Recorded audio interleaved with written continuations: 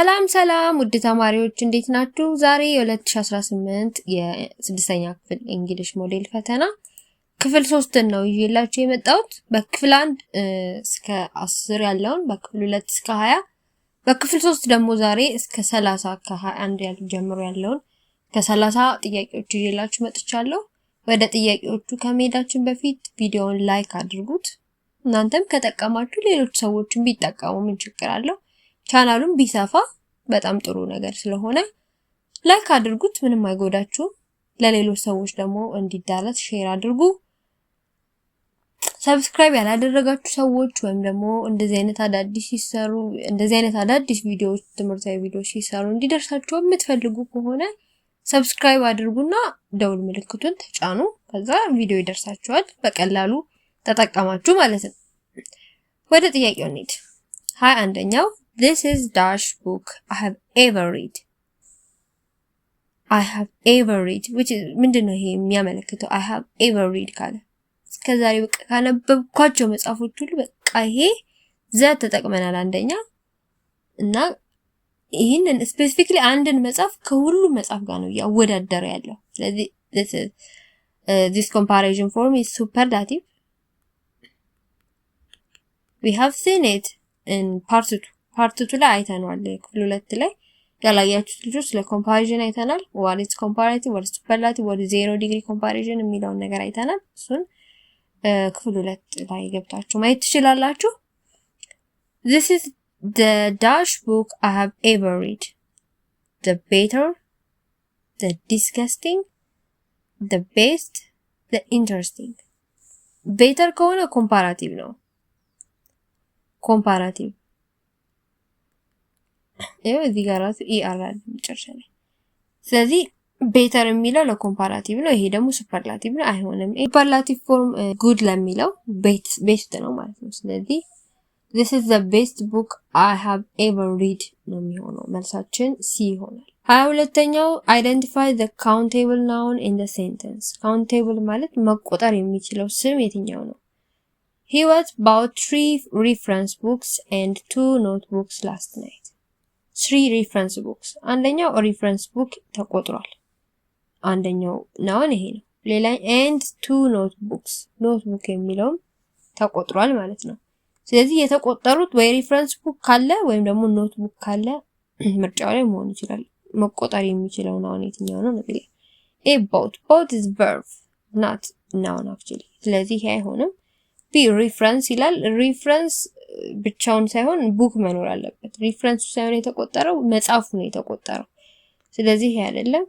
ሲ ኖትቡክስ ይሄ መሆን ይችላል። ይሄው ቱ ኖትቡክ ይላል እዚህ ጋር። ላስት ናይት ታይም ኢንዲኬሽን ባለፈው ማታ ወይም ያለፈው ማታ አለ እንጂ የሚቆጠር ስምም አይደለም። ታይም ኢንዲኬሽን ነው ወይም ሰዓት አመልካች ነው፣ ጊዜ ገላጭ ነው። ስለዚህ ናውን አይደለም ይሄ actually። ስለዚህ ዲ አይሆንም። መልሳችን ሲ ይሆናል ማለት ነው። 23ኛው last week there is a time indication last week which is ምንድነው ማለት ነው? simple past tense. simple past tense. simple past tense ከሆነ የምናስገባቸው ቨርቦች simple ነው የሚሆኑት። ማነው past ነው የሚሆኑት። present formu አይገባም። ሲ አይሆንም። ይሄኛው ሲ ባህር ማለት ነው። ይሄ አይሆንም። so ይሆናል። ሲን ደግሞ verb 3 ፎርሙ ነው። ላስት ዊክ ብለን verb 3 ፎርሙን አናስገባም። ይሄም አሁን መልሳችን ቢ ነው የሚሆነው። እስቲ እንየው። last week I saw a lion in the zoo with my classmates. ባለፈው ሳምንት ዙ ውስጥ ወይም የእንስሳት ማቆያ ቦታ ውስጥ ከክላስ ጓደኞቼ ጋር አንበሳ አይቼ ነበር ያለ ነው። ሰው ካልን የሲ past tense ነው ማለት ነው። መልሳችን ቢ ይሆናል። 24ኛው you can't turn the TV. I dash it now. I was not watching it now. It now አይደለ? now ከሆነ present ነው ይሄኛው የሚያመለክተው። It's also time indication for present. ስለዚህ ይሄ present form ነው። present ነው። ስለዚህ አሁን ላይ የሚገልጽ ስለሆነ was የሚል ያለበት ይሄ አይሆንም ማለት ነው። I watch it now. watch it now ከሆነ ይሄ እንትን ነው የሚሆነው። ምንድነው? habitual action ነው የሚሆነው። አሁን ላይ ነው ያለው አሁን እያረገ ያለው አሁን at the time of speaking እያረገ ያለው ነገር ለመግለጽ ምንድነው ምንጠቀመው present continuous tense ነው present continuous tense ነው ስለዚህ አይሆንም ይሄኛው simple present tense ነው ይሄ simple present tense ነው ይሄ አይሆንም at the time of speaking ነው you can't turn the TV turn off ነው actually እዚህ ጋር መጠቀም ያለብን turn on አይደለም you can't turn off the TV ቲቪውን ማጥፋት ትችላለህ I'm not watching it now አሁን ላይ አላየውም I'm watching ካልን አሁን ስለማየው አጥፋው አንልም አይደል አሁን ማጥፋት ትችላለህ ቲቪውን ምክንያቱም አሁን እያየሁት አይደለም ስለዚህ ዲ ነው የሚሆነው I'm not watching it now አሁን እያየሁት አይደለም you can't turn it off ያንን ማለት ነው መልሳችን ዲ ነው 25ኛው the teacher always appreciates the clever students አስተማሪ ሁሉ ጊዜ ጎበዝ ተማሪዎችን ያበረታታል identify the adverb of frequency from the sentence ሁሉ ጊዜ ያልኩኝ አይደል adverb of frequency ማለት ድግግሞሽን ማለት ነው ድግግሞሽን የሚገልጸው adverb የትኛው ነው the teacher always appreciates the clever students ሁሉ ጊዜ የምትለው ቃል የቷ ናት it's always ስለዚህ always is adverb of frequency ናት ማለት ነው always be appreciate ማበረታታት ነው actually it is a verb not adverb see teacher is noun clever is also this adjective ገላጭ ነው ጎበዝ መሆን አንድን ሰው የሚገልጽ ነገር ነው እንጂ ራሱ እንትን አይደለም noun አይደለም teacher noun ነው ወይም ስም ነው appreciate ደግሞ ድርጊቱ ነው ማበረታታቱ መልሳችን adverb of frequency is always መልሱ A ይሆናል ማለት ነው 26 is science project dash in a new lab at the moment መቼ አሁን at the time of speaking ምንናገረውን የሚደረገውን ድርጊት በምንድን ነው የምንገልጸው ብያችኋለሁ present continuous tense ፎርሙ subject plus is are or am plus verb ing ተጠቅመን የምንገልጸው ነው at the time of ስለዚህ at the moment እያለየጠ አሁን ላይ ስለዚህ መልሳችን ing ያለው እንደሆነ እርግጠኛ መሆን አለብን is science is አለ ይኸው is are or am አይደለ ጥያቄ ስለሆነ ሁልጊዜ ጥያቄ ሲሆን auxiliary verb ወይም helping verb መጀመሪያ ላይ ነው የሚመጣው is science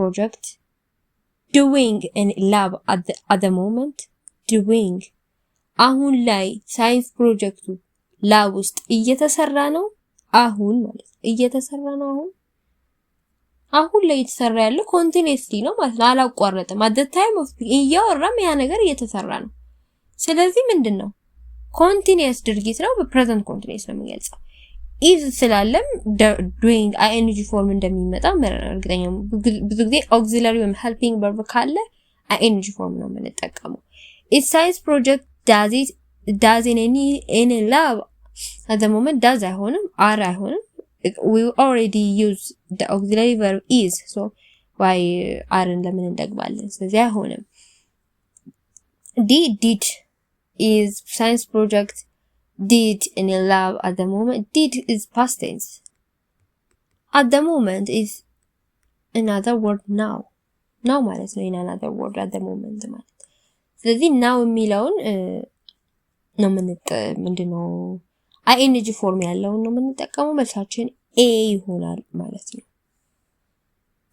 27ኛው they dash in Addis Ababa for 10 years with their uncle they dash in Addis Ababa for 10 years with their uncle there is a time indication also in the sentence which is for 10 years for እና since የሚሉ ቃላት ካሉ ሁልጊዜ ምንድነው present perfect tense present perfect tense ነው subject plus has or have plus verb 3 ፎርም ነው የምንጠቀመው ማለት ነው ስለዚህ ለ10 አመታት አዲስ አበባ ውስጥ ካጎታቸው ጋር ኖረዋል ለማለት ነው የፈለግነው ስለዚህ they ስለሆነ ከሁለቱ has ነው have ነው ፕሉራል ከሆነ have ነው ስለዚህ has ይሄ አይሆንም ማለት ነው። they have lived verb 3 form in Addis Ababa for 10 years with their uncle. they have lived they live አይሆንም ምክንያቱም present perfect form አይደለም። have ካለ ብቻ ደግሞ አይሆንም verb ያስፈልገዋል። ስለዚህ መልሳችን A ይሆናል።